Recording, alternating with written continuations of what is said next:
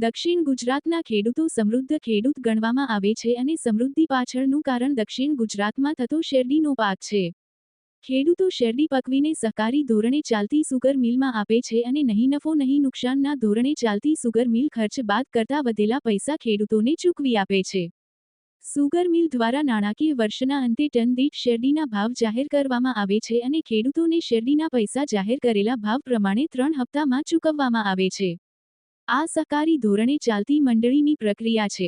હવે જ્યારે ચાલુ નાણાકીય વર્ષ પતવાનું છે ત્યારે શેરડીના ચાલુ વર્ષના ભાવ જાહેર કરવાનો સમય થઈ ગયો છે ત્યારે શેરડીના ભાવ બાબતે અને સુગર મિલના અન્ય પ્રશ્નો બાબતે ચર્ચા કરવા માટે ગુજરાત રાજ્ય ખાંડ ઉદ્યોગ સંઘની આજરોજ સુરતના કામરેજ ખાતે આવેલી કામરેજ સુગર મિલ ખાતે મહત્વની બેઠક મળી હતી.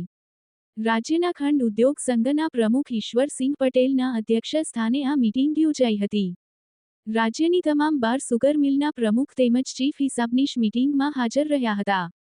મીટિંગમાં અનેક બાબતો પર ચર્ચા કરવામાં આવી હતી જેમાં મુખ્યત્વે છેલ્લા કેટલાક સમયથી રોપણીના સમયને લઈને ચાલી રહેલા વિવાદનો અંત આવ્યો હતો અને સર્વસંમતિથી 1 ઓક્ટોબરથી જ શેરડી રોપણીનો નિર્ણય કરવામાં આવ્યો હતો.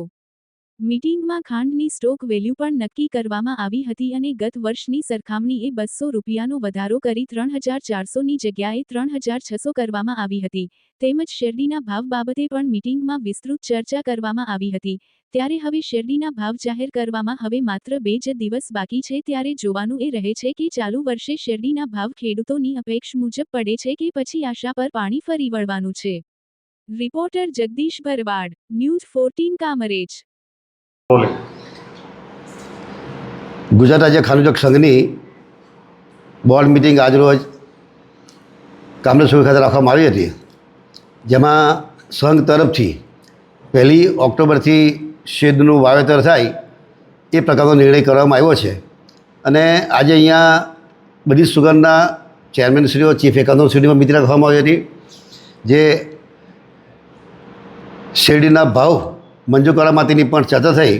એમાં ₹3600ની સ્ટોક વેલ્યુ મૂકીને જે સુગરના જે પ્રકારે ભાવ પડે એ પ્રકારે જેની રિકવરી વધારે છે એના ભાવ વધારે પડશે, જેની રિકવરી ઓછી હશે ભાવ ઓછા પડશે, એ પ્રકારનો નિર્ણય આ ખાંડ ઉદ્યોગ સંઘ તરફથી આજે લેવામાં આવ્યો છે.